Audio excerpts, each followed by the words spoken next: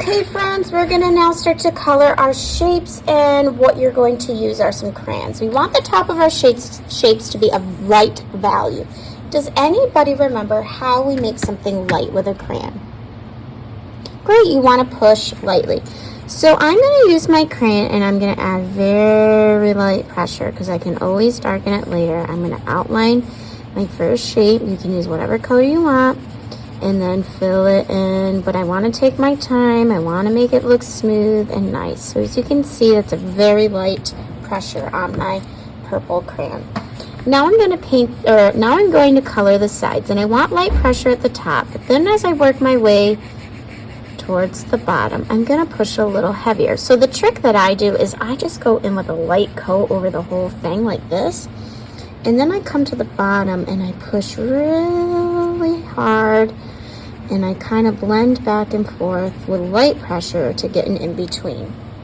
So I'm going to do the same thing in another shape, and you can change your colors to add variety. I'm going to push again, light at the top, light pressure, do a light pressure throughout the whole side, and then I'm going to go in and push really hard near that vanishing point, and then a light amount of pressure so that those two values blend together. So you're going to go ahead and you're going to do that to all your shapes. Friends, as you can tell, it's darker near my vanishing point and lighter at the top of my shapes. We're going to intensify the darker areas, which are your shadows. And how we're going to do that is we are going to start to learn about complementary colors. Now, when you take two complementary colors and you mix them together, you're going to get a darker shade of your color. So, for example, this shape here is orange.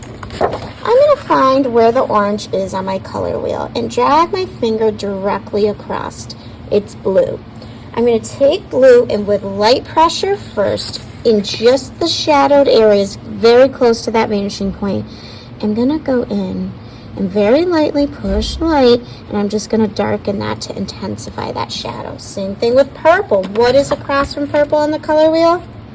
Yellow. So I need to get that yellow. Start with a light pressure first and go in the shadow areas, and with the yellow I might need to push a little harder, but now I've got a darker shadow.